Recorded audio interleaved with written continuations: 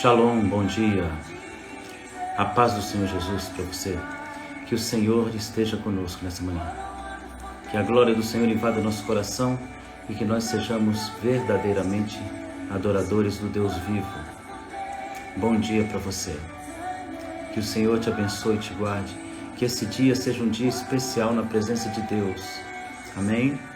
Que o seu coração possa se alegrar, que você possa encontrar o Senhor na sua adoração, nas suas palavras, que o Senhor possa te encher de vigor, que o Senhor Deus possa te encher de alegria, que hoje você possa sorrir para o Senhor, sorrir para a vida, sorrir para as pessoas que te amam, sorrir para aqueles que você ama, que você hoje encontre no seu coração motivos para bendizer ao Senhor, que Deus esteja na tua casa, esteja com você, esteja na tua família, em nome de Jesus. Amém. Estamos começando a Super Live e estamos na semana da teologia, semana teológica, onde nós temos algo para falar e tratar com vocês de maneira muito especial, que é a volta do Senhor Jesus. Então, nas nossas lives das 8 horas, nós estaremos sempre tratando a volta do Senhor Jesus. Então, você está preparado? Você está preparado? Pegou aí o seu material, o seu caderno, sua Bíblia, sua caneta? Amém? Está com o coração pronto para a gente poder descobrir coisas novas na palavra do Senhor? Que você possa estar pronto, que Deus possa te ajudar, que Ele possa também me ajudar. Amém? Convida outras pessoas, manda convite para outras pessoas, diga para elas que nós estamos começando nossa live hoje e que há algo muito especial de Deus para a gente falar hoje. Mande mensagem para os amigos, mande mensagem para o pessoal da igreja, se inscreva também aqui no Instagram e no canal Escatologia Fácil. Visita lá também, vai conhecer o que a gente está preparando lá para vocês. Amém? Então hoje nós temos ensinamentos novos sobre a volta do Senhor Jesus. Nós vamos completar hoje o capítulo 17 de Apocalipse. Então nós temos coisas lindas para dizer hoje para vocês. Mas eu quero orar por vocês antes. Amém? Quero abençoar a sua vida, quero falar do amor de Deus para você. Quero meditar um pouquinho sobre a palavra do Senhor. E depois nós partimos para o estudo. A nossa live hoje ela tem uma duração maior. Amém? Então manda aí o nome de pessoas que você precisa de oração. Nomes que necessitam de uma oração específica. Então mande aí o nome dessas pessoas para que a gente possa orar por elas. Amém? Manda o nome da tua igreja. Manda o nome da tua cidade. Nós vamos orando por tudo e por todos. Em nome de Jesus, que o Senhor nos dê vitória. Então, Senhor, nosso Deus, entramos em tua presença nessa manhã. Queremos colocar, ó Deus, a vida de cada irmão conosco aqui nas tuas mãos. Abençoa sobremodo a Cristina e família. Abençoa o Francisco, abençoa, Senhor, em nome de Jesus, o Tiago, a Selma, a Eliene. Esteja abençoando, Senhor, a Lara, o esposo, filho, Senhor. Esteja com essa família tão abençoada. Abençoe a irmã Neuza, Senhor. A Cristina, Senhor, a Rosa, Maria. Que o Senhor abençoe, Senhor, a Lidiane, o Bruno. Que o Senhor possa abençoar, ó Deus, a igreja do Senhor nos Estados Unidos, a igreja do Senhor no Brasil, a igreja do Senhor no Chile, a igreja do Senhor em Portugal. Esteja abençoando, Senhor, os membros de nossa família, os pastores, Senhor, os líderes de nossas igrejas, aqueles que se colocaram diante de Ti, ó Deus, para cumprir um ministério, cumprir, ó Deus, um chamado de nos abençoar. Que o Senhor abra a mente da igreja nesses dias de hoje. Que o Senhor, ó Deus, derrube, Senhor, o inimigo do seu trono e que o Senhor se assente, Senhor, com poder e autoridade sobre este mundo, Pai, colocando Tua mão poderosa sobre cada um de nós. Ó Deus, em nome de Jesus, que o Senhor abençoe o pastor Fernando, Pai. Que o Senhor esteja com aquele homem que está, ó Deus, precisando tanto da visitação do Senhor naquele leito de enfermidade. Ó Pai, em nome de Jesus, abençoe e liberta os filhos. Abençoa os filhos, ó Deus, coloca, Senhor, ó Deus, maturidade no coração desses meninos, ó Deus, confiança em Ti, que eles possam voltar o seu coração para o Senhor, dê aquilo que a Tua palavra diz que daria a eles, Pai, visão, dê visão aos Teus filhos, Senhor, dê visão aos nossos filhos. Nós abençoamos o Rio Grande do Sul, nós abençoamos Belo Horizonte, nós abençoamos Minas Gerais, nós abençoamos Rio de Janeiro, Pai. Abençoamos Divinópolis, abençoamos, ó Deus, as igrejas aqui representadas, assembleias presbiterianas, igrejas independentes, ó Deus, igrejas, ó Deus, que estão trabalhando com a verdade. Coloca a Tua mão sobre eles, meu Pai, em nome de Jesus. Ó Deus, o Senhor esteja abençoando, Senhor, Hernandes, a Maria José. Ó Deus, esteja abençoando a Priscila, a Rafaela. Ó Deus, o Senhor esteja abençoando em nome de Jesus a Virgínia da Rosa, o Anderson, a Rafaela, o Felipe da Rosa, o Marcos Souza. Ó Deus, em nome de Jesus, abençoe a cada um deles, Pai. O Marcos e Samuel estão nas tuas mãos. O filho, Senhor, da Renilde, Senhor, está nas tuas mãos. Ó Deus, em nome de Jesus, a Andressa. Ó Deus, em nome de Jesus, o estado do Rio de Janeiro, a Baixada Fluminense, está nas tuas mãos, meu Deus. Cada irmão e cada irmã conosco, a irmã Carla, Senhor, em nome de Jesus, visita, Senhor, encha-nos do Teu Espírito, derrama o Teu Espírito sobre as igrejas, Senhor, a igreja do Evangelho Quadrangular, a igreja presbiteriana, Batista, Senhor, a Assembleia de Deus, Deus é amor, ó Deus, as igrejas que estão, ó Deus, voltadas para o Senhor, as igrejas, Senhor, que estão com o coração no Senhor, a Bola de Neve, ó Pai, a igreja, Senhor, igrejas alternativas, igrejas underline, Senhor, igrejas, Senhor, que estão, ó Deus, no submundo, Senhor, da vida, Senhor, igrejas que estão buscando as pessoas perdidas, que estão buscando as pessoas, Senhor, escondidas, Pai, em nome de Jesus, esteja, Senhor, com as igrejas, Senhor Deus, que trabalham, ó Deus, nas regiões mais difíceis, nos pontos mais difíceis, ó Deus, da cidade. Ó Pai, em nome de Jesus, ao grupo underground, ao grupo que está, ó Deus, buscando o Senhor, ó Deus, trabalhando, Senhor, com jovens perdidos, ó Pai, igrejas evangelizadoras, igrejas evangelísticas, ó Deus, que estão entrando nos prostíbulos, que estão entrando, Senhor, nas regiões mais difíceis da sociedade.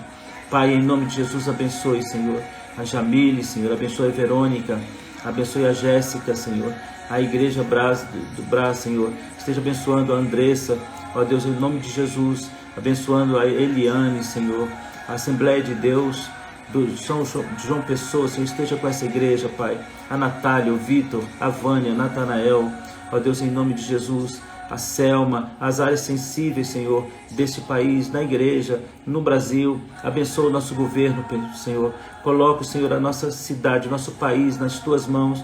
Precisamos da bênção do Senhor no meio da nossa família, Senhor, no meio dos nossos irmãos, mas precisamos da bênção do Senhor também em nossa nação. Ó Deus, não deixe que a nossa nação caia na mão de pessoas que possam destruir, ó Deus, a paz, perseguir a igreja ou coisas desse tipo, Pai. Mantenha, Senhor, no poder aqueles que agradam ao Senhor, que são segundo o Teu coração. Igreja, Senhor, abençoe a igreja no Rio de Janeiro, a igreja Betel, a igreja, Senhor, que está buscando o Senhor no Fluminense, no Parque Fluminense, a nova vida, Senhor. Abençoa, Senhor, cada um, a Soraya, ó Deus, em nome de Jesus, abençoe a minha família, abençoe a Selma, abençoe todos que estão conosco, Pai, em nome de Jesus, assim eu peço, amém, amém, amém. Deus abençoe vocês, obrigado por se lembrarem de mim e pedirem por meu nome também. Que Deus abençoe Israel, que Deus abençoe a Assembleia de Deus. Coloca aí o nome da tua igreja. Deus abençoe Israel, a comunidade Manaim, a Igreja Batista Betel de Divinópolis. Que Deus abençoe em nome de Jesus. Luz para as Nações em Sergipe. Deus abençoe em nome de Jesus. Em nome de Jesus, a sua igreja está sendo abençoada por Deus. Deus visitará a tua igreja em nome de Jesus, com todo o poder. Amém? Deus abençoe sua igreja, sua casa, sua família, em nome de Jesus. Amém, amém, amém. Que o Senhor te abençoe. Igreja Nova Vida em Oceânica, no Rio de Janeiro, ICPA, Igreja do Pastor Helder. Manda um abraço para esse meu amigo, amo demais. Assembleia de Deus de Pernambuco, Igreja Batista Martinho Campos, amém. Amém, Igreja de Martinho Campos, um abraço para a Igreja Batista de Martinho Campos. Igreja Batista da Vitória, em Três Rios, Igreja Batista Missionária, Catedral da Esperança, em Minas Gerais, amém. Deus nos unja com sua graça e com sua presença, em nome de Jesus. Igreja da Graça Salgueiro, em Pernambuco, São Paulo, Igreja da Graça, Comunidade Evangélica Deus de Israel, amém. Deus abençoe essa igreja com toda sorte de bênçãos, amém. Vamos hoje falar sobre a segunda parte do nosso estudo, sobre o iníquo, amém. Pegue sua Bíblia, Igreja Batista Cláudio Ribeiro, em Rio das Ostras, amém. Pegue sua Bíblia, pegue também, vai ficar salvo, sim. Alguém está perguntando se vai ficar gravado, sim, vai ficar gravado, a não ser que haja um problema técnico, mas a gente vai deixar gravado, sim. A Igreja Assembleia de Deus de Carlos Barbosa, no Rio Grande do Sul, amém. Igreja Batista Nacional do pastor Salmão em Pitangui. Amo esse pastor, especial demais. Igreja Missionária Unida Campinas, amém. Avivamento Bíblico, amém. Mande mensagens para os seus amigos, mande mensagens para os seus irmãos e diga que nós estamos começando uma live e essa live ela dura um pouco mais do que as lives que a gente tem feito, porque nós estamos fazendo uma semana teológica e nós estamos abordando temas que desde a escatologia até pneumatologia, passando pela antropologia, pela história da igreja, vamos falar um pouco de tudo nessa semana teológica. E nós temos uma surpresa para o pessoal que acionar na minha bio, tem um link, se você aciona ali, você vai ser levado a um grupo de WhatsApp, e as pessoas que estiverem ali, na minha bio está lá o link, entra depois e clique, e você vai se inscrever nesse grupo de WhatsApp, onde nós estaremos na sexta-feira, trazendo um presente para você, em nome de Jesus, uma surpresa para você. Eu quero ler o Salmo 150 antes da gente partir para os nossos estudos escatológicos. Salmo 150. Aleluia, louvai a Deus no seu santuário, louvai-o no firmamento, obra do seu poder. Eu acho tão lindo isso, irmãos, porque nós estamos falando de um Deus que habita em um lugar santo, um Deus que reside em um lugar santo e um Deus que faz dos céus um lugar para a sua adoração. Os céus adoram ao Senhor, isso é muito lindo. Louvai-o pelos seus poderosos feitos, louvai-o consoante a sua muita grandeza, louvai-o ao som de trombeta, louvai-o com saltério e com harpa, louvai-o com adufes e danças, louvai-o com instrumentos de corda e flauta, louvai-o com símbolos sonoros, louvai-o com símbolos retumbantes, todo ser que respira, louve ao Senhor. Sabe, querido, esse texto ele é lindo e ele também apresenta uma contrapartida de raciocínio. O que a gente chama de crítica textual, onde a gente lê o texto e a gente encontra atrás desse texto uma mensagem. E no Salmo 150, no verso de número 6, está escrito: todo ser que respira, louve ao Senhor. Isso é lindo, é uma afirmação de que toda a criação louva a Deus. Toda a criação. Mas eu quero lembrar você que a Bíblia diz assim, que o Senhor busca adoradores que o adorem em espírito e em verdade. Então nós estamos agora diante de um dilema, porque a adoração é diferente do louvor. Louvar é um ato de exaltação, é um ato de consciência, mas no nível da humanidade ou no nível da criação. Então a Bíblia diz: todo ser louva ao Senhor. Todo ser. Mas o Senhor está em busca de alguém acima desse patamar. O Senhor está procurando alguém além do louvor. Ele está procurando alguém que o adore. E a adoração passa por um processo muito intenso de entrega. Então a adoração é diferente do louvor, porque o louvor é o produto daquilo que sabemos fazer. Mas a adoração é a busca do mais, é a busca de algo mais.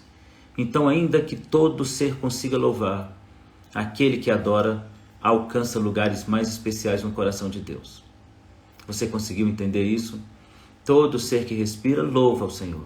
Mas Deus não está buscando louvoristas. Deus está buscando adoradores. Ele está buscando alguém que se entrega mais um pouco. Ele está buscando alguém que queira mais um pouco, que quer dar mais um pouco do que aquilo que consegue naturalmente. Então você louva ao Senhor quando você acorda e você diz: Senhor, louvado seja o teu nome, bendito é o Senhor. Você louva ao Senhor quando você fala uma palavra agradável. Você louva ao Senhor quando você pesquisa na Bíblia a sua palavra e se dedica a isso, você está louvando ao Senhor. Quando você se dedica a alguma coisa do Senhor, você está louvando ao Senhor. Mas quando você vai além, e quando você busca dentro, e quando você permite que o Senhor entre na sua vida particular, na sua vida pessoal, quando você se entrega mais, isso ganha um outro nível de adoração. Isso vira um outro nível de louvor, se transforma em adoração profunda. E o nosso Deus está buscando adoradores. E como disse a Selma no comentário, pássaros, animais, baleias, estrelas louvam naturalmente. Mas o homem é o único ser da criação que adora. o único ser de toda a criação que adora o Senhor é o homem. Então, Deus está à procura daquilo que só você pode dar, porque você é a imagem conforme a semelhança do Criador. Então, só você consegue replicar a adoração. Então, que isso fique no seu coração como uma meditação para você começar a falar um pouco com Deus de maneira mais intensa, de maneira mais pura. E Deus está à procura de alguém que adore ao Senhor. Amém? Vamos falar um pouquinho sobre escatologia? Eu quero dizer para vocês que muitas pessoas têm medo da escatologia e acham que a escatologia vai mostrar para a gente um monte de monstros e decifrar aquele monte de monstros e tentar conduzir a gente para o entendimento de um monte de sintomas, de problemas, de caos. Nada disso, meu irmão. Nada disso. A escatologia não é um livro que assusta. Não é também baseado em um livro. Não é uma mensagem assustadora. A escatologia é uma mensagem de paz e esperança. Como assim, pastor? A gente só vê desastre. Esperança. Esperança é o que a Bíblia está mostrando para você quando diz que o Senhor está cumprindo sua palavra. Porque quando Ele está dizendo, olha, vai acontecer isso, e isso, e isso, e eu voltarei. Então Ele está dizendo para você, fique observando os sinais, e à medida que eles vão se cumprindo, alegre seu coração, porque eu estou bem próximo. O apóstolo João escreveu há 2000 anos atrás, há 20 séculos, ele escreveu que estávamos na última hora. O relógio de Deus não anda dentro do nosso relógio, o tempo de Deus não obedece o nosso tempo, mas olha o que a gente percebe de tão interessante. Nesses dias, em 2021, os cientistas lançaram um relógio do tempo de vida, o relógio do fim do mundo. E nesse relógio científico, não é um relógio de cristão, é um relógio de ciência, onde eles fazem análises científicas, políticas, que mostram que a humanidade está caminhando para a ruína, para a autodestruição. Então esse relógio do fim do mundo, ele foi criado no fim da Segunda Guerra Mundial. E o primeiro horário que ele marcou, faltava 7 minutos para o fim do mundo. Isso em 1948. Hoje, em 2021, a última medição desse relógio foi em 2021, faltavam 100 segundos para o fim do mundo. Colocando como que todos os problemas da sociedade, desde a organização política, até crises de guerra civil e até conflitos armados em guerras contra outros países, esse grupo de cientistas conclui que a nossa humanidade entrará em caos absoluto muito em breve. Então, os cientistas determinaram que o mundo está perto de um colapso. E aí você diz, meu Deus, não é para se alegrar com isso. Não, é para se alegrar com aquele que está no céu. O Senhor te levará para o céu e você será salvo de toda a mazela desse tempo. Então, queridos, é isso que você deve colocar no seu coração. A escatologia fala de esperança. E a escatologia é uma mensagem dura que abre os nossos olhos. E hoje nós vamos abrir nossos olhos novamente.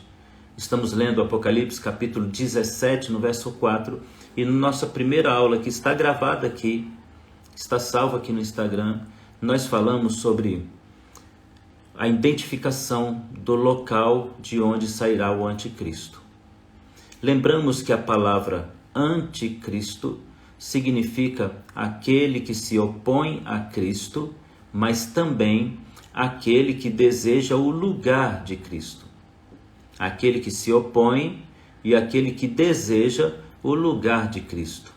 Então, quem quer ser Cristo tem um anseio por essa posição. É o mesmo anseio que nasceu no coração de Lúcifer, quando ele quis estar no trono de Deus e se assentar no lugar de Deus. Ele desejava o que era de Deus porque ele conhecia o que era.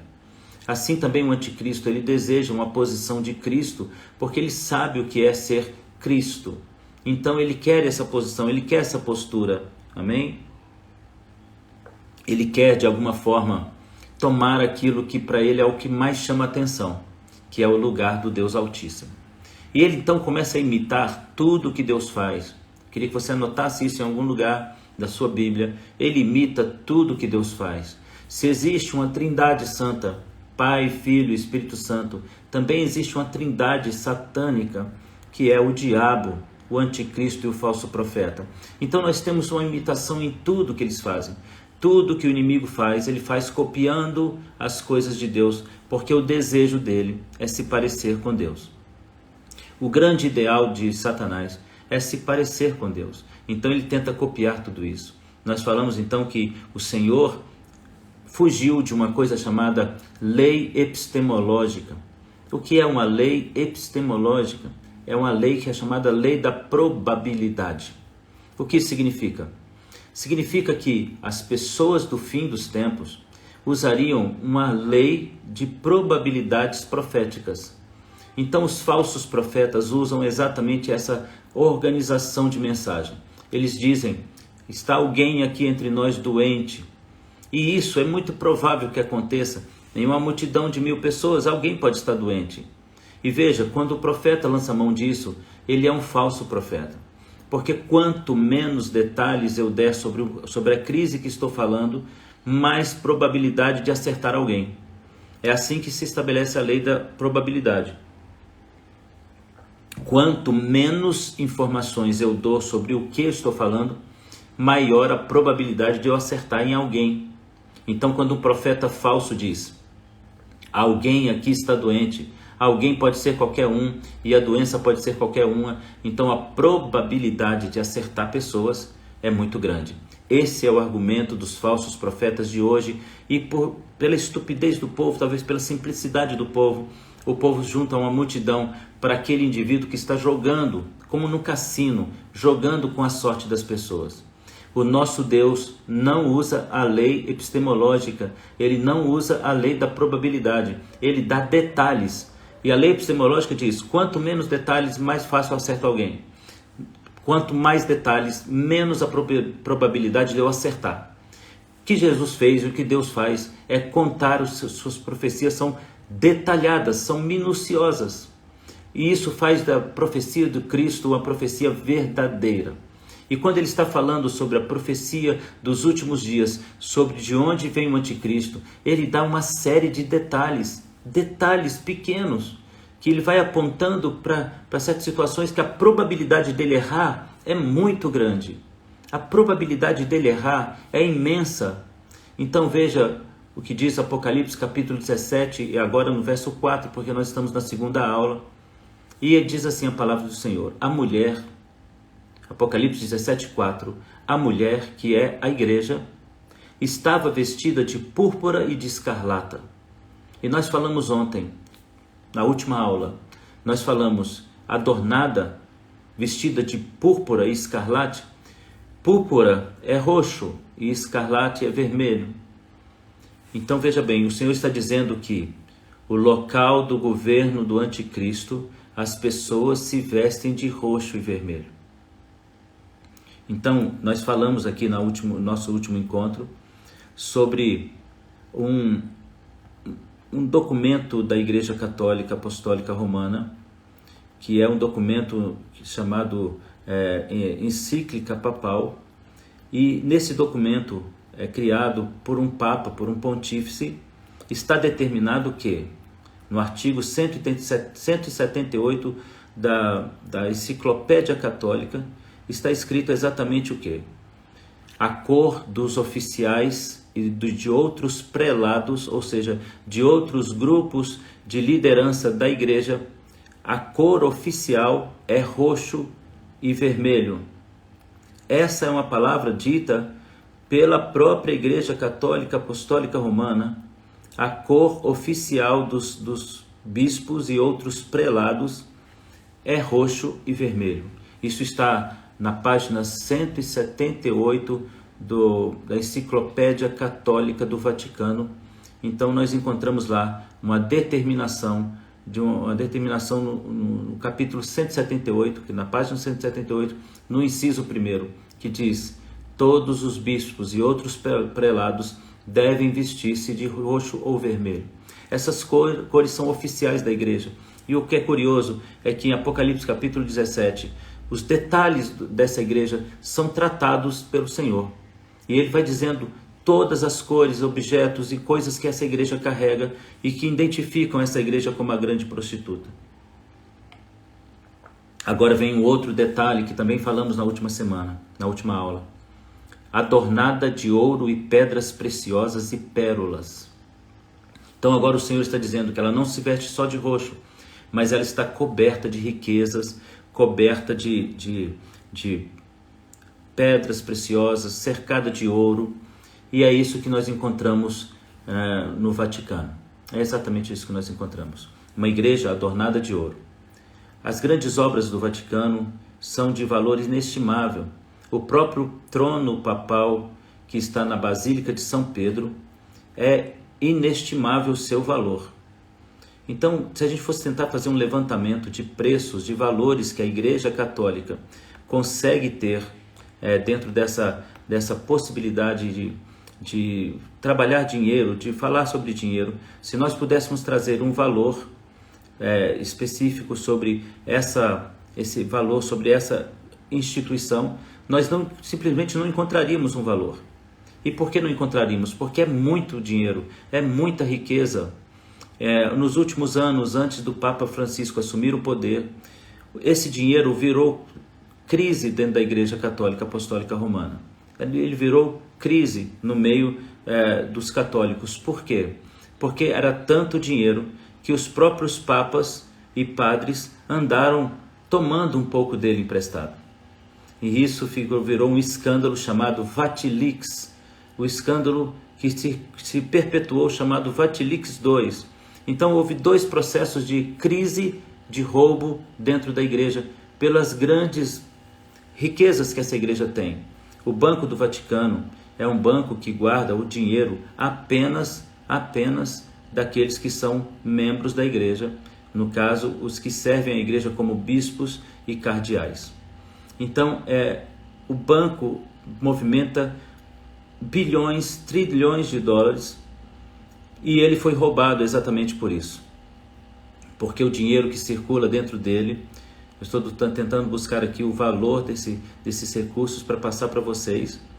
E quem entrar lá na minha bio e entrar no link e entrar no canal do WhatsApp, ou seja, no grupo de WhatsApp que foi criado, você vai receber todo esse material que eu estou comentando com você, um PDF completo com imagens e coisas escritas. Nós vamos escrever e trazer para você toda a informação.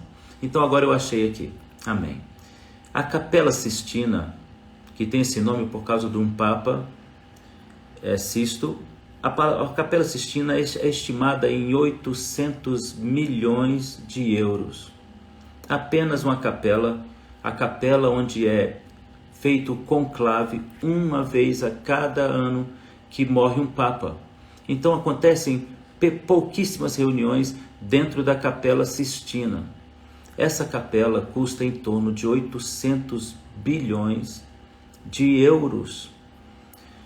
A propriedade da Igreja Católica, apenas situada em torno do trono da Basílica de São Pedro, custa 500 bilhões de dólares, ou vale 500 bilhões de dólares.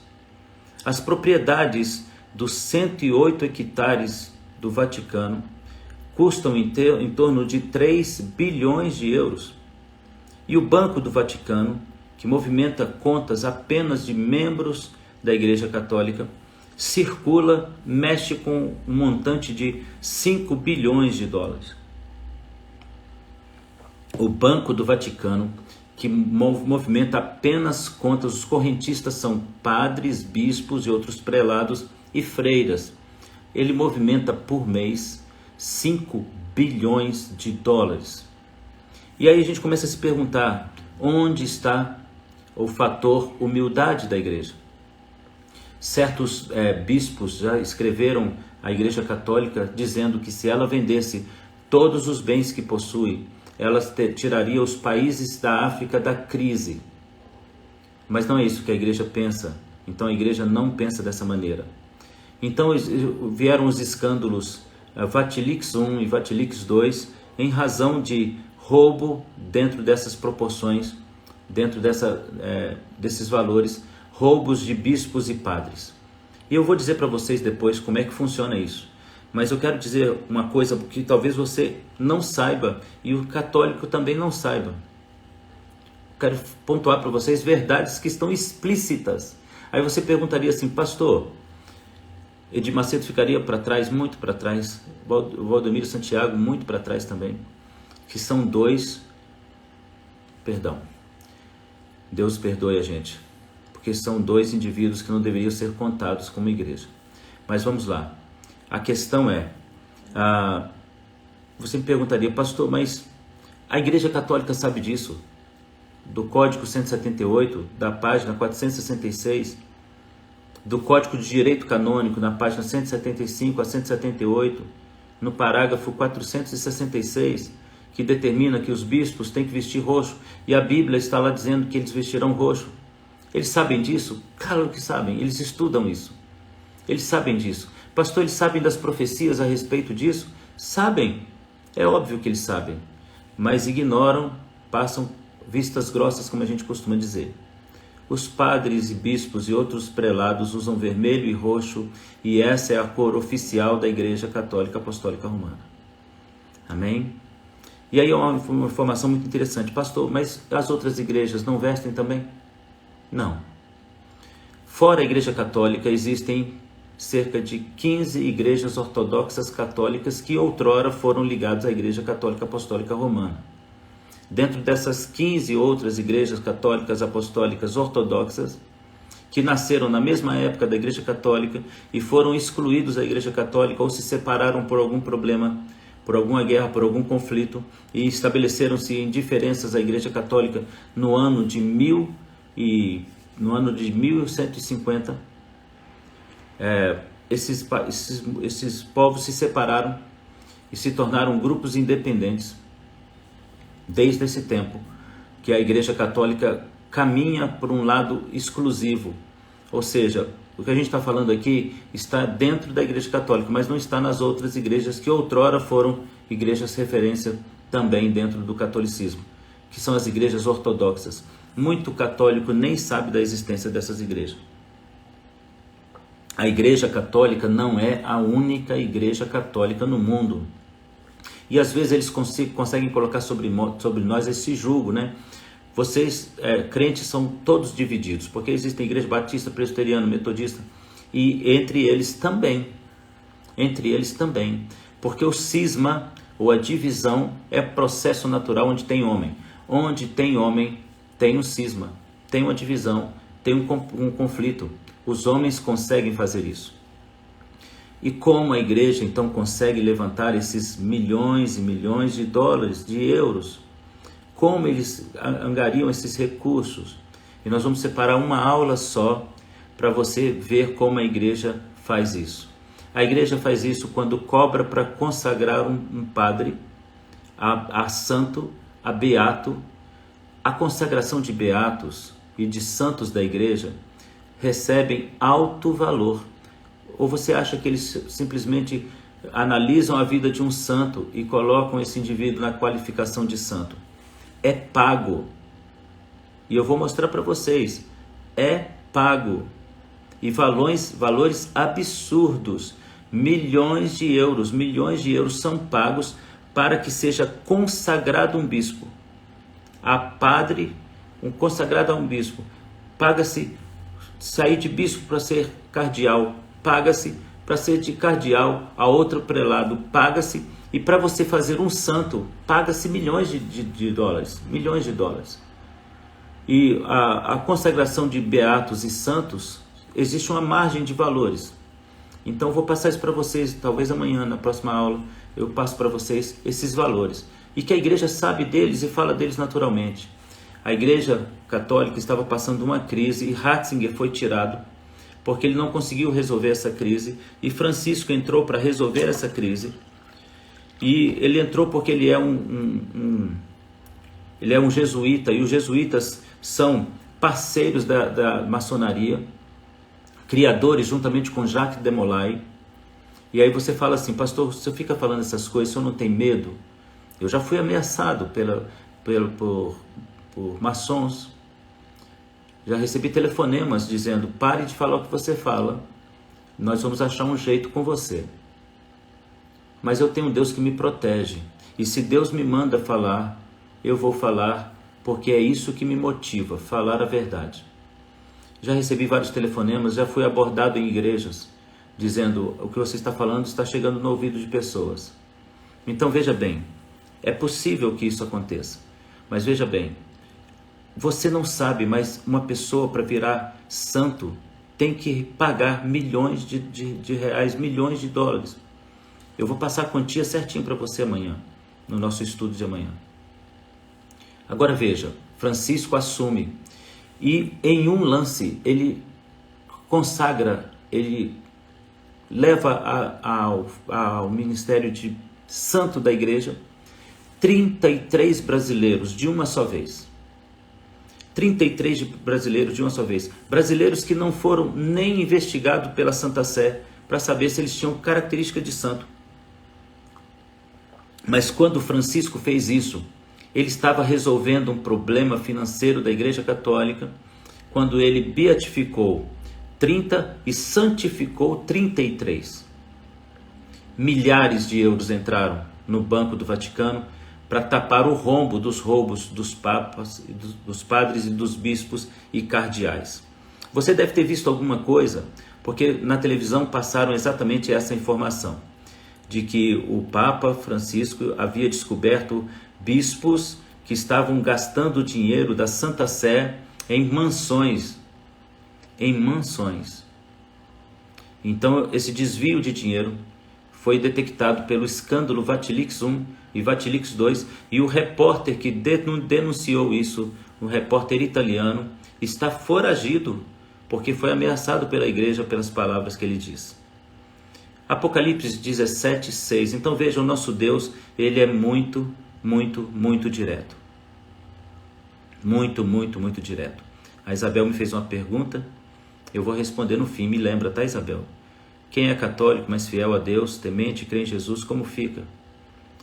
Vou responder para o fim, tá bom? Para você, espera só um pouquinho e repita essa pergunta depois, que eu faço questão de respondê-la.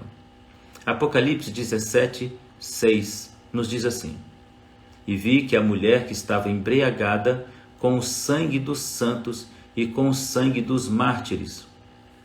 E a pergunta é: quando é que a igreja se embriagou com o sangue de santos? Quando?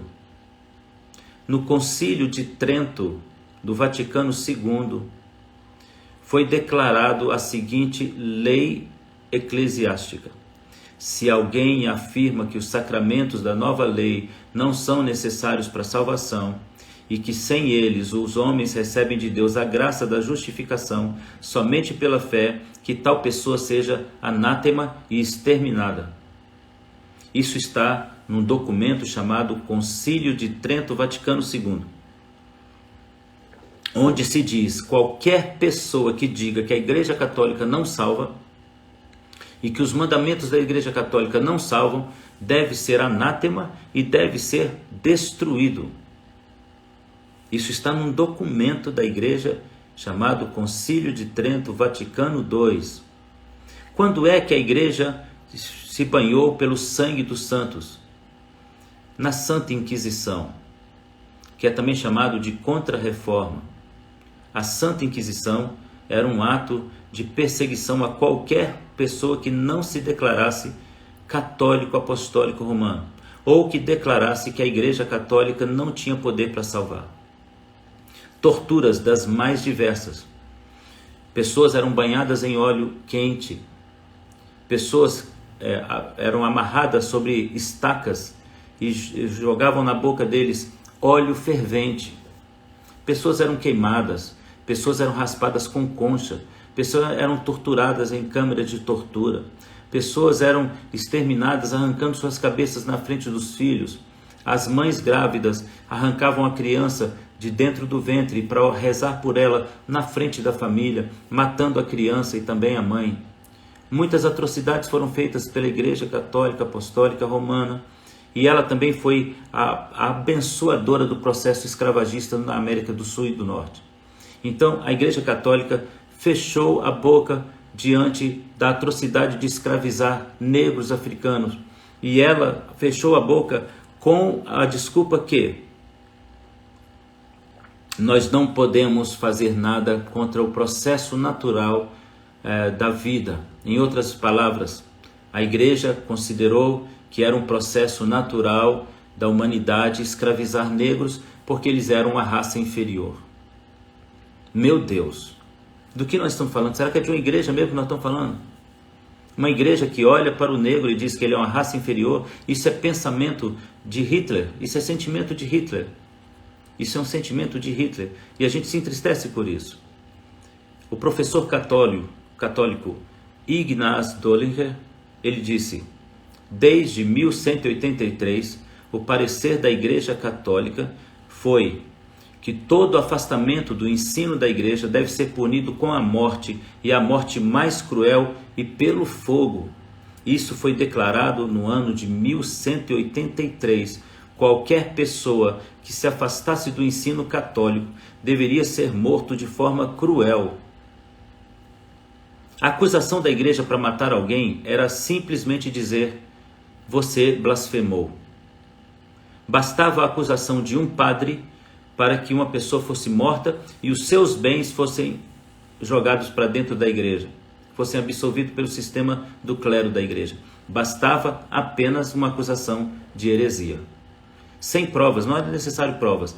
Se um padre dissesse é herético, é herege, então ele seria morto de maneira terrível.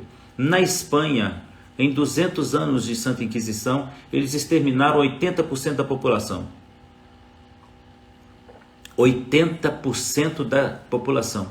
E se nós contarmos aí a atrocidade contra os judeus, a atrocidade contra cristãos avivalistas, a atrocidade contra as mulheres nos mosteiros, você ficaria extasiado de terror, porque a coisa é muito feia.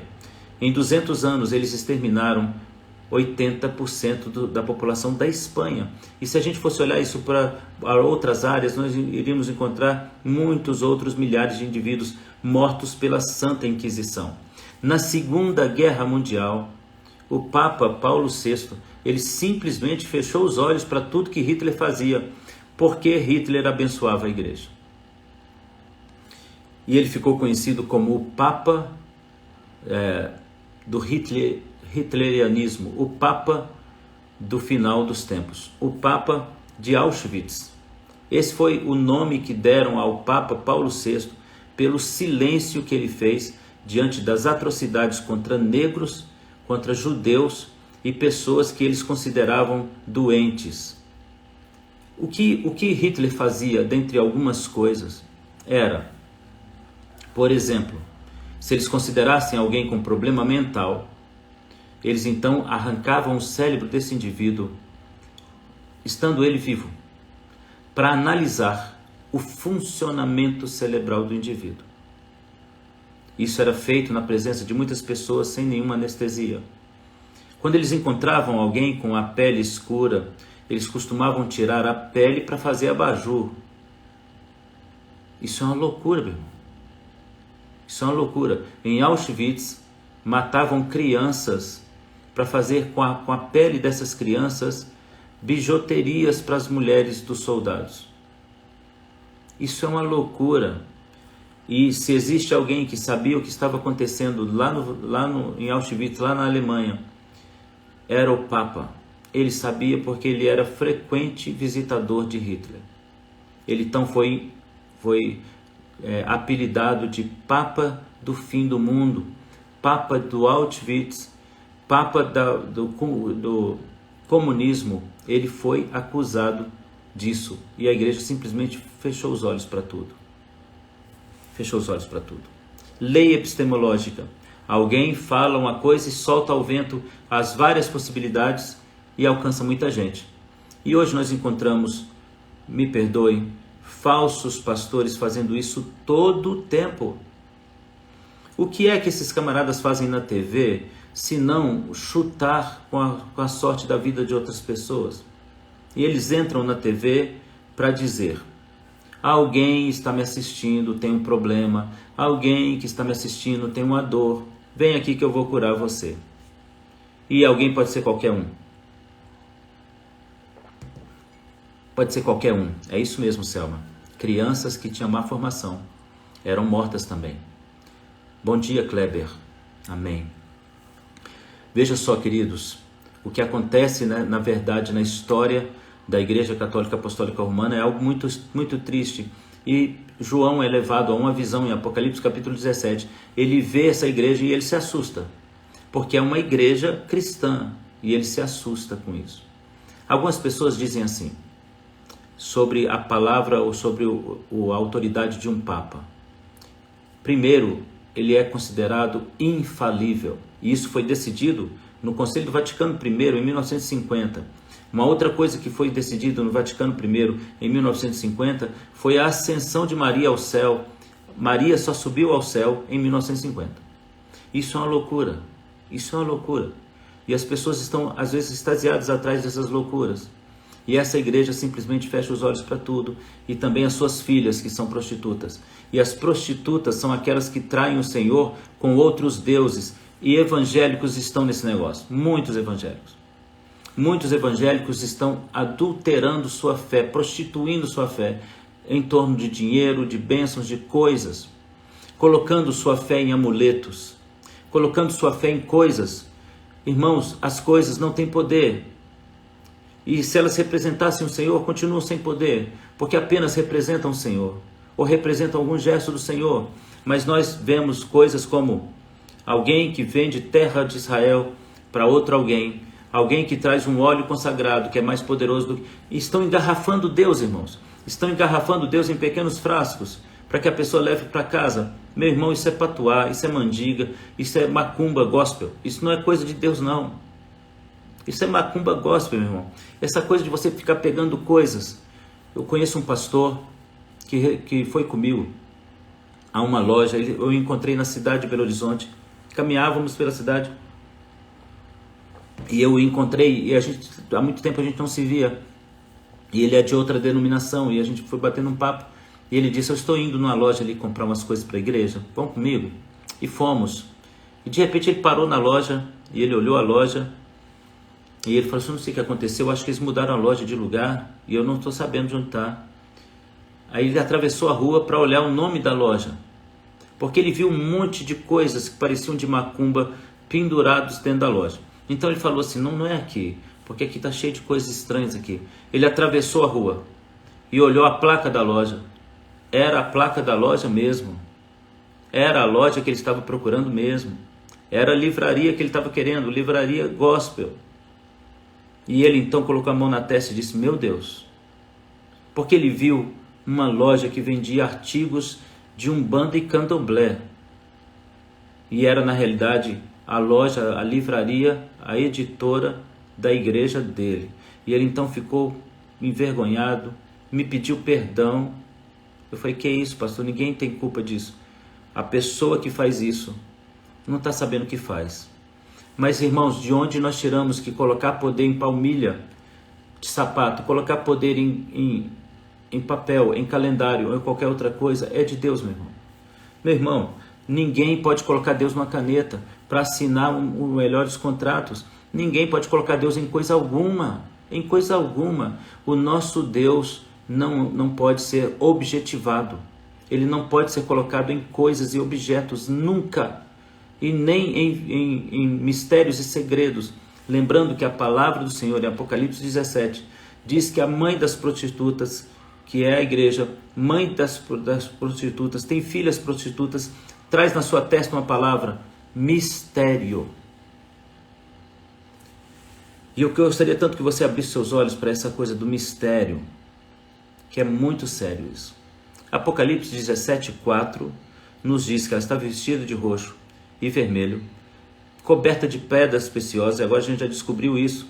E amanhã eu vou falar de valores e de bênçãos que eles recebem em dinheiro. Você sabia, por exemplo, que o Papa João Paulo II tinha mil imóveis em Roma? 1000 imóveis em Roma pertencem a João Paulo II. 1000. Entre eles, quase a totalidade em hotéis pertencem a João Paulo II. Agora veja, uma outra indicação do fim dos tempos da igreja falsa é: a mão ele traz um cálice de ouro. Olha que palavra é essa. O Senhor está dizendo que essa falsa igreja carrega nas mãos um cálice de ouro. No Tratado de São João Latrão, assinado no Vaticano, foi estabelecido que, porque eles acreditam na transubstanciação, que é a transformação do pão e do vinho em carne e sangue de Jesus, logo depois da bênção do Padre, então, em nome de não profanar o sangue de Cristo, foi estabelecido na igreja, no acordo de São João Latrão, que apenas um cálice seria usado na ceia, ou na comunhão. Apenas um cálice, e que somente o padre poderia fazer uso desse cálice, para que não houvesse uma profanação, para que não houvesse uma sujeira espiritual, uma punição sobre a pessoa que deixa o cálice cair, ou deixa o sangue se derramar, ou deixa o sangue escorrer pela boca. Então, para não profanar o santo, eles então estabeleceram que somente o padre deveria tomar, e um cálice apenas é colocado no dia da comunhão. E os outros cristãos católicos participam apenas da hóstia, que não é também mais o pão, mas uma prensagem de algum material semelhante. A hóstia não é pão, e o vinho somente o padre bebe. Isso foi acertado no contrato, no acordo de São João Latrão, na presença de líderes de todo o mundo. E a igreja instituiu apenas um cálice, e a Bíblia diz: esta igreja que está assentada sobre este povo, multidão e nação, línguas de várias nações, ela tem a sua roupa, as suas vestes roxas e vermelhas, ela tem adornos de ouro, cobertas de ouro por todos os lados e pedras preciosas, e ela traz na mão um cálice apenas, e ela também é culpada do sangue de inocentes. Irmão, será que Deus errou?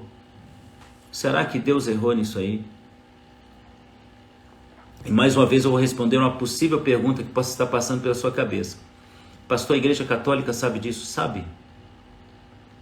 As informações que eu estou tirando para vocês é da Enciclopédia Católica. Isso está lá. Ok? Isso está lá. Eu disse para vocês na última semana que um irmão em Cristo, que eu acho até que está conosco, eu acho que viu o nome dele aí, um irmão em Cristo, que era membro assíduo da Igreja Católica, que era líder da Igreja Católica, se converteu na cidade que a gente morava, e ele deve estar aí. Então, se ele estiver aí e quiser dizer oi, sou eu, então a gente cita o nome dele. Mas ele nos contou coisas misteriosas e secretas da igreja, que só quem está muito envolvido a ela sabe. E semelhante a isso, durante o processo da conversão desse irmão, também se converteu um padre da Igreja Católica da cidade onde eu morava. E esse outro padre nos relatou muitos mistérios que acontecem dentro da igreja, que a gente não sabia disso, né? Então, se a pessoa que está aí comigo quiser dizer que é ela, pode dizer, porque isso é um testemunho de que eu estou falando a verdade. Então, se você quiser dizer, eu cito o seu nome. Mas se você não quiser dizer, eu preservo o seu nome. Amém? Se você escrever sou eu, então eu sei que eu posso dizer o seu nome. Amém. Estou aqui, pastor. É o Kleber. O Kleber foi um indivíduo, tá aí, ó, passou aí agora. Ele foi uma ovelha querida que eu tenho, um irmão em Cristo amado que eu tenho, um amigo que nós nos tornamos. O Kleber foi membro da Igreja Católica e foi líder de departamentos importantes na Igreja Católica. E ele nos contou muitas coisas secretas e ocultas que acontecem na Igreja Católica. E muitas coisas nós já sabíamos e a gente achava que era apenas um boato. E ele deu o aval dessas coisas, disse: realmente acontece muita coisa estranha na igreja. Então veja bem, o Senhor determinou tudo isso. Inclusive, Kleber, se você quiser encerrar essa live comigo hoje, eu convido você a encerrar comigo. É só você dizer: eu encerro, pastor. E aí eu apresento você para os amigos. Amém, Kleber? O Kleber está conosco e ele era o líder da Igreja Católica e ele passou informações para nós. E se ele aceitar entrar comigo no final da live, eu vou convidá-lo aqui para que vocês o conheçam. Amém? Busca um lugar bem iluminado, Kleber, e para que você possa ser visto por todos. Amém? Então coloca aí, eu vou entrar nessa, pastor, e aí então eu ponho você para conversar com a gente. Queridos, Apocalipse 17:9. Apocalipse, tá no trabalho, não dá, né, querido? Amém. Apocalipse 17:9 diz assim: aqui está a mente de quem tem sabedoria. 7 cabeças são 7 montes sobre os quais a mulher está assentada. As 7 cabeças são 7 montes onde a mulher está assentada. Tem mais alguém ali que disse que também trabalhou muito tempo na Igreja Católica. Eu fui da Legião de Maria, do Apostolado do Coração de Jesus. Na próxima o Kleber disse que entra. Amém, Clebão. Deus abençoe você. Tantas coisas, irmãos. Existe um período da Igreja Católica chamado pornocracia, que foi um período em que a igreja foi governada por prostitutas. Exatamente isso. E muitos padres, muitos bispos, muitos papas eram filhos de prostitutas. Filhos de prostitutas com padres e papas. É triste isso. Triste isso. Pastor Israel, eu já estudei muita coisa da Igreja Católica, mas estou surpresa. Enciclopédia Católica. A Enciclopédia Católica diz assim, que a verdadeira cidade Sept Collins, a verdadeira cidade sobre as 7 colinas, é a cidade de Roma. Então a Bíblia diz assim, olha, a cidade onde está assentada essa mulher é a cidade que tem 7 montes. Roma se gaba de ser a cidade das 7 colinas. E ela se orgulha de ser a única cidade no mundo edificada sobre 7 colinas. E eu vou mandar para você em PDF. Você vai lá na minha bio, no Instagram, você vai entrar no grupo de WhatsApp. Eu vou mandar para você todos os slides que estão aqui. Fotos, imagens que eu estou acompanhando aqui, que eu gostaria de mostrar para você, mas não posso. Eu vou mandar para você com endereço de documentos e tudo mais. Então a cidade de Roma se gaba de ter 7 colinas. Colina Quienal, Viminal, Capitolina, Palatina, Aventina, Caeléia e Esquinina. Essas são as 7 colinas sobre o qual o Vaticano está nela. A Enciclopédia Católica diz assim: é de dentro da cidade de Roma, denominada Cidade das 7 Colinas, que está a área total do Vaticano propriamente dito e está atualmente restrita ao Vaticano. Veja, a Enciclopédia Católica diz que ela se sente orgulhosa de ser a Uber Sept Collins. Uber Sept Collins quer dizer cidade sobre 7 colinas. E essa é a cidade do Vaticano. Então vamos revisar aqui. Apocalipse 17:15. A igreja está sentada sobre multidões de povos e nações. Apocalipse 17:4. A igreja está vestida de roxo e vermelho. Apocalipse 17:6. A igreja está embriagada com o sangue dos santos.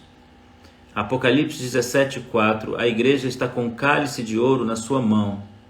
Apocalipse 17:9. A igreja está estabelecida sobre 7 montes.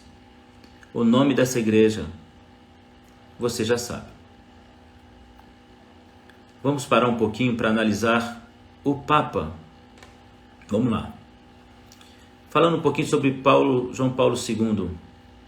Há uma teoria de que ele se voltará a liderar a igreja em breve. Para entender a relação do Papa com a profecia que nós temos, que fala sobre o anticristo, a gente tem que entender o cargo papal. E a palavra Papa é um acrônimo ou um acróstico, ou seja, é um nome formado pelas iniciais de outras palavras. Papa não significa pai, mas os católicos dizem que sim. se significa pai. Há uma proibição na Bíblia dizendo: não chamarás a outro como seu pai, a não ser o Senhor que está no céu. O Senhor proibiu as pessoas de chamarem os outros de pais espirituais. E a pessoa diz: ele é o meu pai na fé. Amém. Mas você pode estar incorrendo contra um erro diante da Bíblia. Porque o Senhor diz: não diga que o outro é teu pai, a não ser o pai que está no céu. Amém? A palavra Papa significa um acrônimo que significa Pontifice Aureum Perpectum Aureculum, que significa ponte eterna de ouro entre Deus e o homem. O Papa também recebe um outro título que é Vicaris Filii Dei, que significa substituto do Filho de Deus. Ele também é chamado de Summus Pontifex, que significa supremo criador de pontes ou construtor de pontes. É uma figura respeitada, mas pouco entendido pelas pessoas. Os papas se tornaram reis no ano em que Mussolini assinou o Tratado de Latrão juntamente com o Papa Paulo VI. E ali iniciou-se um processo de reinado papal dentro do Vaticano. Amém? Dentre esses papas, a Bíblia vai falar então que João está assistindo a história da igreja, vendo o 6º Papa. E ele olha para trás e vê 5, e ele diz: o 7º que vem durará pouco, e o 8º será o anticristo, e o 8º é um dos 7. Essa é a palavra que está em Apocalipse capítulo 17. João está no 6º papado, depois da coroação, depois da criação do Estado do Vaticano. E ele está vendo 5 papas antes dele e 2 depois dele. Então ele diz: o que vier agora durará depois pouco tempo, e virá o 8º, que é um dos 7. Bem, o que é o 8º, um dos 7?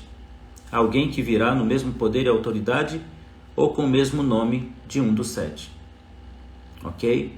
Lembrando que hoje nós não temos um Papa. Hoje não há um Papa no poder. Francisco não se faz valer de Papa, ele não aceita isso, porque para um jesuíta, o Papa é o líder dos jesuítas.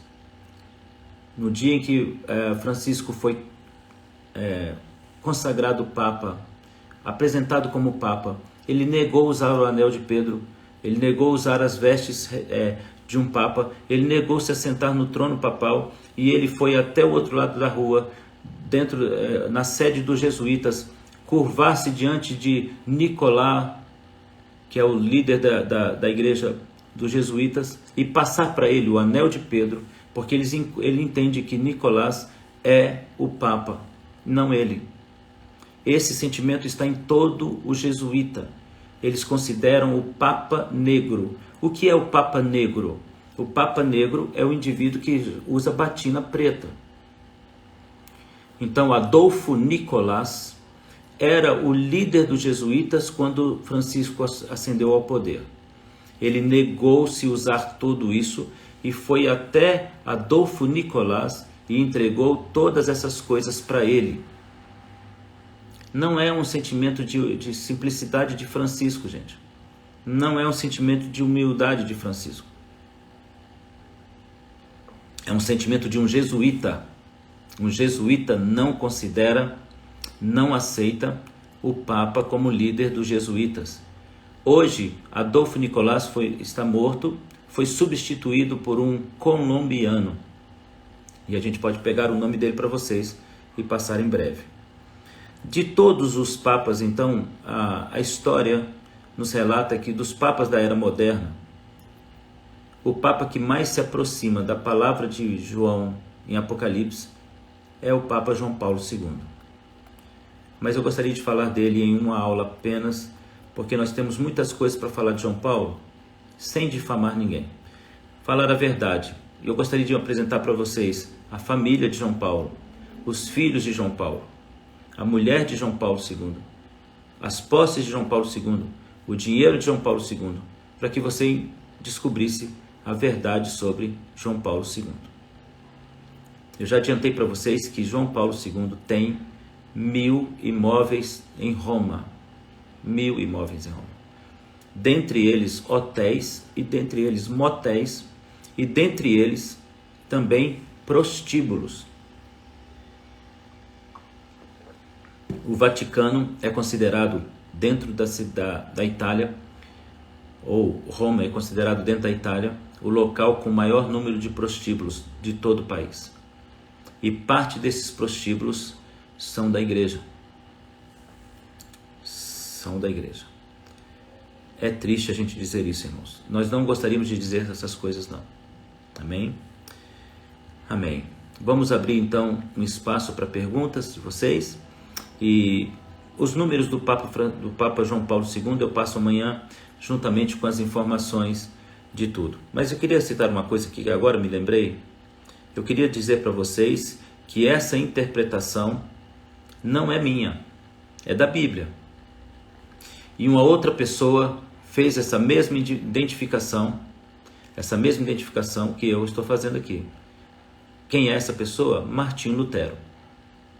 Martinho Lutero interpretou as Escrituras e ele diz que o Papa é a personificação do espírito do anticristo e ele é o verdadeiro anticristo encarnado. E essas palavras são de Martinho Lutero. Ele escreveu essas palavras juntamente com as suas teses, ele escreveu essas palavras e ele disse exatamente isso. O Papa falsifica a verdade como o anticristo falsifica a verdade. Eu estou aqui lendo um documento de Martinho Lutero. Então, se você quiser escrever na internet o Martinho Lutero, o que ele falou do papado, você vai encontrar esse documento. Deixa eu ler o nome do documento que eu estou lendo aqui para vocês. Lutero e o Fim do Mundo, traduzido por René Malgo. Então ele está dizendo que ele disse: eu tenho a convicção de que o último dia está às portas e que o último dia liga toda a história à Igreja Católica, e ele está certo de que o Papa é o alterador da verdade, o falsificador da verdade e a personificação do espírito do anticristo dentro da Igreja. Essas são palavras de Martinho Lutero. Agora vamos dar alguns espaços para a gente fazer perguntas. Pastor, como os judeus vão escolher o sacerdote para fazer o sacrifício, sendo que não tem mais descendente da tribo de Levi? Aline, tudo bem aí no Japão, Aline? Um abraço para você, minha querida. Veja bem, Aline, os judeus já conseguiram identificar os descendentes da tribo de Levi. E recentemente, Kahane, que é um líder dentro da instituição religiosa judaica, estou tentando lembrar o nome da instituição é do templo, se não me falha a memória. Esse Kahane foi consagrado recentemente, em 2020, como novo sumo sacerdote do templo que será construído. Então, só para responder você, Aline, os judeus já identificaram a descendência de Levi. Aprendi na minha igreja que 666 está na coroa do Papa. Aprendeu certo. Aprendeu de maneira correta. Está mesmo. A palavra 666, e eu não errei não, irmãos. A palavra 666 significa Nero ressuscitado. É uma palavra em hebraico, que são números em hebraico, são letras também, e a palavra é Nero ressuscitado. Pastor, em qual igreja confiar? Minha filha tem 10 anos, foi batizada na igreja católica, mas ainda não fez comunhão, pois eu estou certa de que devo fazer isso. Qual igreja você deve ir? Procure uma igreja que tenha equilíbrio na verdade, que tenha comportamento de santidade, e não olhe para a placa, porque na realidade as placas hoje são um grande rótulo de disfarce para muitos falsos crentes. Olhe para a vida daquele líder que está naquela igreja. Olhe para a vida daquele indivíduo. E agora, respondendo à pergunta que alguém me fez aqui, dizendo como ficam os católicos no meio de toda essa situação e a questão da salvação. Deixa eu dizer para vocês, a salvação ela acontece pela fé, é um ato individual, não é um ato coletivo. A palavra do Senhor diz que nós não podemos dizer que alguém está pagando o pecado de outro alguém. Isso não está na Bíblia, não condiz com a verdade. Cada um dará conta de si a Deus. E eu sou capaz de dizer sem medo de pecar, capaz de dizer que muitos que não estão na igreja evangélica podem ser salvos, porque muitos estão vivendo a vida com maior integridade do que muitos cristãos evangélicos. Igreja evangélica não salva, placa de igreja não determina a santidade, o pastor também não determina a santidade sua. A sua santidade é pessoal, o seu relacionamento com Deus é pessoal, o seu julgamento será pessoal e a sua sentença será pessoal. Então, estar no hall de membros não significa estar no livro da vida. E você pode estar no hall de membros e não ser salvo. No entanto, você pode não estar e ser salvo, porque isso é determinado pela fé. Agora eu digo e acrescento que a palavra de Deus diz que o idólatra não entrará no reino. Então, a perspectiva sobre o catolicismo deve estar sobre também o ponto de vista da idolatria que existe do indivíduo para com os santos de sua igreja. Os padres se gabam de dizer o seguinte: nós não temos ídolos, nós não praticamos a idolatria, nós veneramos, não adoramos. Pois o Senhor disse, não te curvarás diante dela. E eles então se veneram curvando-se e estão adorando. É o que diz a palavra. Muitos que estão dizendo Senhor, Senhor, não entrarão no reino de Deus. Muitos cristãos não entrarão no reino de Deus. E eu vou dizer uma frase aqui agora, que pode parecer pesada para você, mas é um fato. A igreja que eu vejo com meus olhos não sobe para o céu. Eu vou repetir de novo. A igreja que eu tenho visto não sobe para o céu. Não estou falando da minha só. Estou falando de todas as igrejas. Porque uma igreja, para estar no céu, ela tem que se parecer com o céu. Então, a grande massa cristã não tem temor de Deus. A grande massa cristã não adora a Deus. A grande massa cristã pratica idolatria domingo. Muitas igrejas evangélicas praticaram idolatria ontem. Porque se você vai a Deus com o seu coração atrelado a alguém importante, você acabou de cometer idolatria. Então muitas pessoas foram à igreja porque sabiam que o seu pastor estaria pregando, e há uma certa idolatria a pastores. Muitos não foram à igreja porque os filhos não queriam ir, então para guardar os filhos eles ficam. Isso é idolatria à família. O fato é que muita idolatria tem sido praticada na igreja evangélica, e você não vê um ídolo na parede, você vê o ídolo no coração das pessoas. Na igreja católica você vê o ídolo na parede. Na igreja ortodoxa você vê o ídolo no ícone, que é uma pintura. Na igreja evangélica você vê o ídolo dentro do coração das pessoas e dentro da voz das pessoas. A Bíblia diz que aquilo que nós falamos é o que o coração está cheio.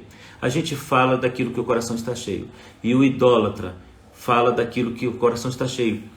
Ou ele vai pela igreja por causa de um homem, ou ele acredita fielmente em um homem, e isso é idolatria. Eu assistia ontem um vídeo que chegou da visita do presidente da República a uma igreja evangélica. As pessoas ficaram gritando como se ele fosse Jesus Cristo. E elas ficaram gritando o nome dele, dizendo, ele é o melhor. E eu fiquei pensando, gente, quantos cristãos estão colocando a esperança de um país no nome de um homem? E o que Deus está pensando disso?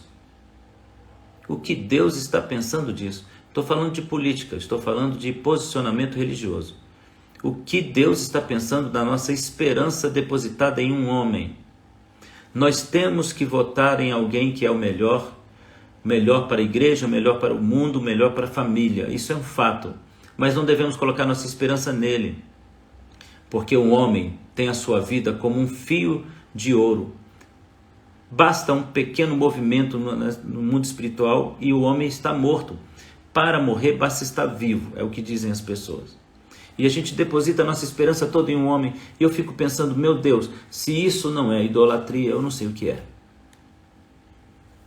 E alguém perguntou, e a igreja anglicana? A igreja anglicana, ela se dividiu no ano de Henrique VIII, por ordem de Henrique VIII, e foi criada a igreja anglicana, que é a igreja da Inglaterra, ou do reino da Inglaterra. A igreja anglicana, ela também pode ser entendida como a igreja ortodoxa, neoliberal. Também há muito engano e muita cegueira lá dentro. Mas deixa eu dizer para vocês, irmãos, é fácil você falar do defeito do outro, difícil você falar do seu. E na igreja evangélica, está uma podridão sem tamanho. A igreja evangélica está uma coisa difícil de entender. Eu tenho dito que eu tenho 1000 motivos para não estar na igreja. A igreja se tornou um lugar nocivo, um lugar perigoso. Eu tenho 1000 motivos para não estar na igreja. Eu tenho um para estar. O Senhor mandou eu estar lá. E em obediência a Ele eu fico esperando lá. Porque o Salmo 133 diz que é na unidade que o Senhor ordena a bênção. Então eu fico lá. Mas eu sou taxado de baixinho invocado porque eu falo a verdade sobre todas as coisas. E falando sobre a igreja, a verdade é que a igreja precisa de uma nova reforma. Precisa de uma nova reforma. Se está tudo tão difícil no meio evangélico, então o que fazer, pastor? Irmão, se consagra. Se consagra. A igreja é um local de reunião de santos. Se você se santifica, isso te salva. E a reunião dos santos se torna agradável. Eu não estou dizendo que todos os crentes estão deturpados. Estou dizendo que todo o sistema está deturpado.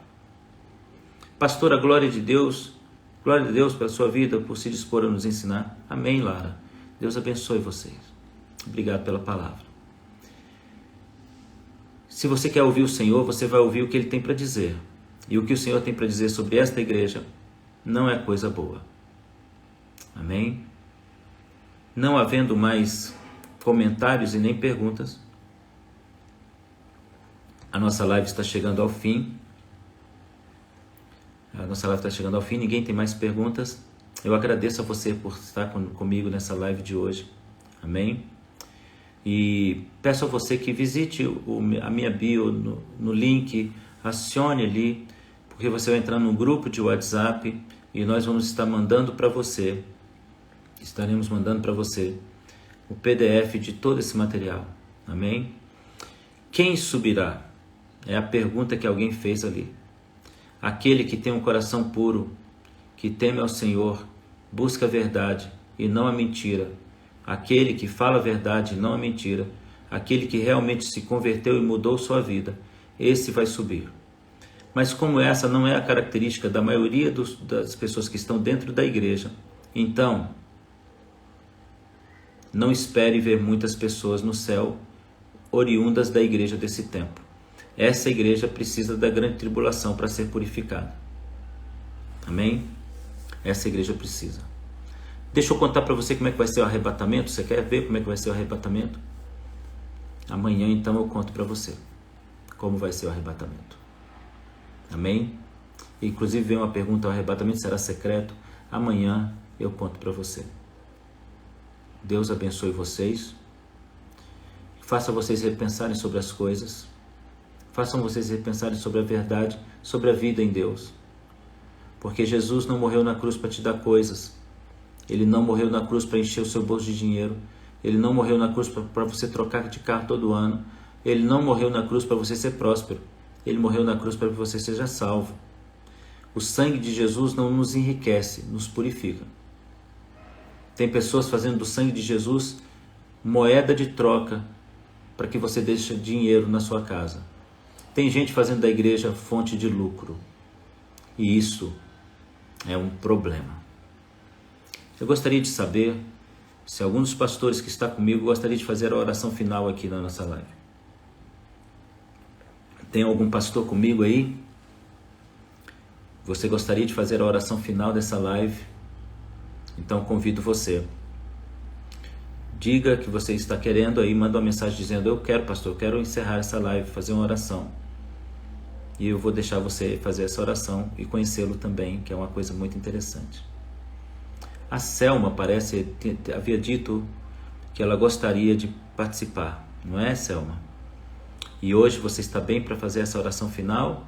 Se você estiver, mande uma mensagem para mim e a gente vai colocar você aqui para fazer essa oração. Amém. Grácia, Deus te abençoe, filha.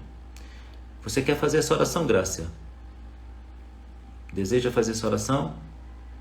Amém? É só mandar uma mensagem e mandar um convite para entrar na live. E eu vou deixar você entrar na live. Amém? Amém. Selma. Amém. Eu estou só esperando a resposta. Se você quer. Manda um pedido, Grácia. Manda um pedido para entrar. Clica nessa câmerazinha que está do lado, que tem um mais, e você vai fazer uma solicitação para entrar. E na hora que a solicitação chegar, eu deixo você entrar. É só clicar nessa câmerazinha que está do lado aí do comentários e você vai aparecer. Amém? Então vamos lá. Vamos ver se a Grácia aparece agora para fazer a oração final para nós, nos abençoar. Amém? Então vamos lá, vamos tentar aqui, uma hora vai dar certo. Vamos lá? Fiquem aí, irmãos, para receber essa oração final. Amém? Vamos lá.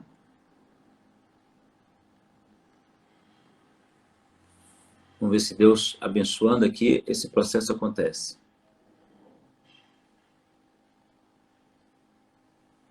Eu acho que já te aceitei, Grácia.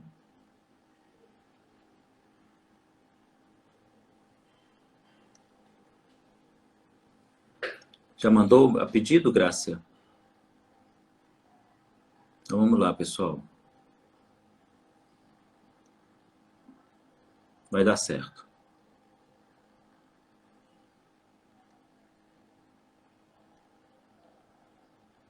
Amém. Então, você recusou, Grácia, por isso que não entrou. Amém? Se você quiser mandar de novo o seu pedido, eu vou colocar aqui a Selma, que ela havia pedido para entrar na live com a gente. E ela vai dar um testemunho para nós. Vamos lá. Deus abençoe a cada um de vocês. É uma bênção para mim estar aqui com vocês. Amém. Selma. Olá, sou eu, pastor. Tudo bom, querida? Você está falando de onde? Duque de Caxias, aqui no Rio de Janeiro, Baixada Fluminense. O sotaque é forte. E aí, Selma, como é que estão as coisas? Estão indo, firme nas promessas. Amém. Jesus Como é que está essa coisa de acompanhar essas lições? Tem ajudado você de alguma forma, Selma? Bastante, pastor. As suas aulas, as suas lives são enriquecedoras. E como eu falei ontem, de 3 anos para cá, eu tenho tido muitas experiências sobrenaturais com o Senhor. E estar na sua live, participar da sua live é o cumprimento de promessa na minha vida. Amém. O Senhor já tinha me prometido que eu estaria alcançando lugares que eu jamais imaginei. Né? E através da sua live é uma dessas promessas que estão se cumprindo. Né? Já participei de 3 congressos internacionais que eu jamais imaginei como preletora em congressos internacionais. E na hora que o senhor estava falando sobre a sua pesquisa, eu me lembrei que há alguns anos eu participei de uma pesquisa em meu município contando a história do catolicismo na Baixada Fluminense. Eu sou historiadora e eu fiz parte de uma equipe de pesquisa, éramos 8 historiadores pesquisando a chegada do catolicismo aqui na Baixada. Na época, era 50 anos do catolicismo aqui no meu município. E, curiosamente, enquanto eu estava nos arquivos da Cúria Diocesana, um padre ficava o tempo inteiro do meu lado. Curioso. O tempo inteiro. ele vetava tudo. A nossa pesquisa, a publicação desse livro, que foi um livro diocesano, um livro contando a história dos 50 anos da Diocese de Duque de Caxias e São João do Meriti.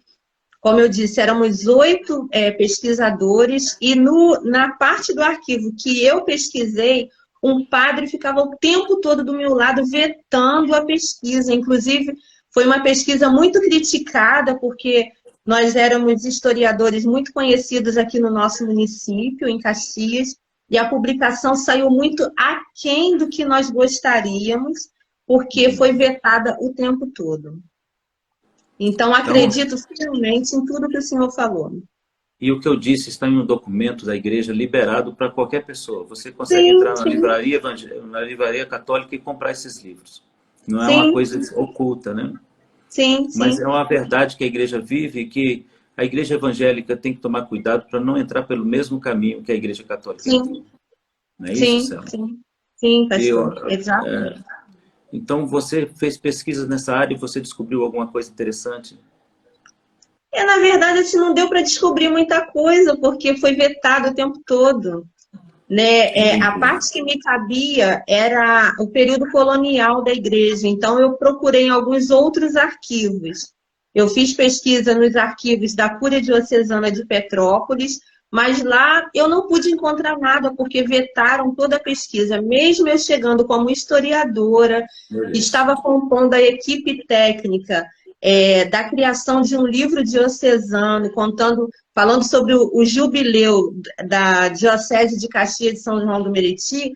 Eu não tive abertura. Então, como historiadora, como profissional da área, eu não tive o que publicar. Foram pouquíssimas as informações que entraram nesse livro diocesano. Inclusive, é um livro que está à venda na Cúria Diocesana aqui de Duque de Caxias de São João do Meriti, que conta a história do jubileu da igreja, mas assim, tem pouquíssima informação acadêmica, porque foi vetado o tempo todo. Que coisa, né, Selma? Sim, Que sim, coisa, né? Mas, sim. Selma, eu agradeço muito você por estar com a gente, por nos Amém. acompanhar. Eu agradeço Amém. você por esse testemunho que você deu aí, que é um testemunho muito abençoado. Eu fico muito feliz de estar dividindo Amém. aqui esse momento com você, de estar Amém. conhecendo você. É um desejo que Deus Amém. colocou no meu coração sobre todos os irmãos que estão nos acompanhando, vez ou outra, Amém. conversar com um para que todos possam se conhecer. Saber que nós somos Sim, pessoas reais, nós não somos um nome que sim, aparece na tela, né? Nós sim, temos sim, histórias, nós temos vida com Deus, nós temos sim, experiências com Deus que podem ser compartilhadas, né? sim, Então, um dia a gente sim, poderia falar sobre isso, sobre a sua pesquisa e fazer uma sim, live toda sobre a sua pesquisa. Seria muito sim, interessante, sim, sim, né? sim, vamos sim, com certeza. Amém. Amém. Você é de qual igreja, ô Selma? Eu sou da Igreja Nova Vida, Família da Fé, aqui no bairro de Saracuruna, em Duque de Caxias. Amém, glória a Interessante que Deus. eu, quando eu tinha 18 anos, pastor, aconteceu algo assim de tremendo, que foi o divisor de águas na minha vida. É algo que poucas pessoas sabem. Tem uma grande amiga minha, uma mulher de Deus, que está aqui nessa live nos assistindo, é Renilde Chaves. Ela é irmã em Cristo, ela é intercessora na nossa igreja. Ela é minha amiga pessoal, mãe de amigos meus. E poucas pessoas sabem do que eu vou revelar aqui. E ontem eu estava na minha igreja e o Senhor, Deus, falou grandemente ao meu coração, porque o meu perfil no Instagram era fechado. Porque eu sou defensora de mulheres em situação de violência doméstica. E a maior parte dessas mulheres são mulheres cristãs. Meu Deus. Estão dentro das igrejas, como um dia eu também fui. Eu fui casada com um agressor. E foi algo que outro dia, em outro momento, eu posso falar aqui, dar o É testemunho claro, sobre claro. essa minha Foi uma vivência. benção.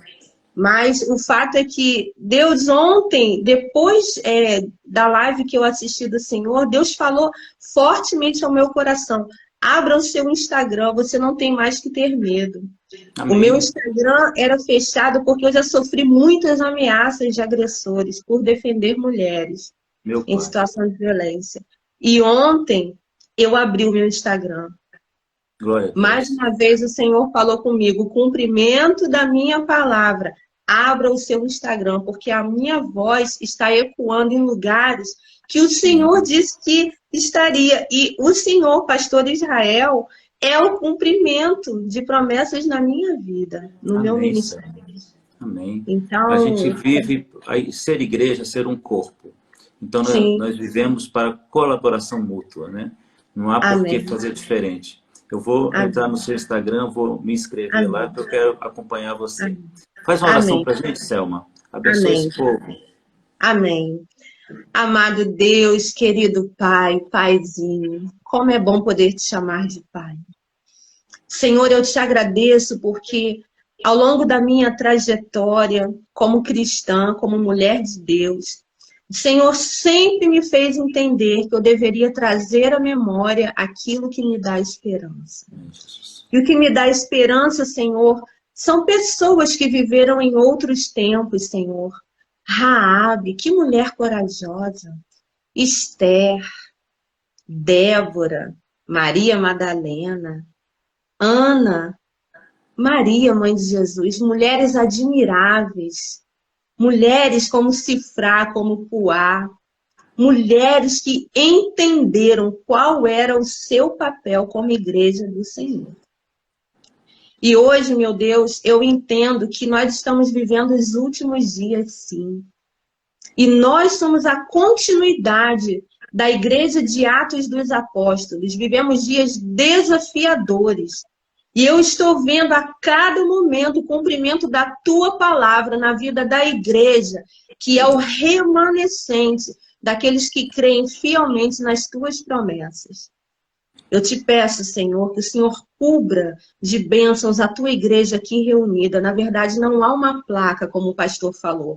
Aqui é a igreja de Cristo. E em especial, Senhor, que o Senhor guarde a vida do pastor Israel, a sua família, o seu ministério, a sua igreja, e que possamos continuar, Senhor, em frente, firmes nas promessas do Senhor. Essa é a minha oração. Abençoa, Senhor, o meu país, abençoa a nossa nação, abençoa Israel, que haja paz em Israel, em nome de Jesus, e que o teu nome seja glorificado em nossa vida e através da nossa vida. Em nome de Jesus, amém, ó Pai. Amém. Amém. Que oração abençoada, Selma. Que Amém, Deus te pastor. abençoe. Muito obrigado por Amém. entrar nessa live com a Amém. gente. Deus abençoe seu ministério, seu chamado. Amém. E Deus abençoe Amém. a cada irmão que está conosco, né?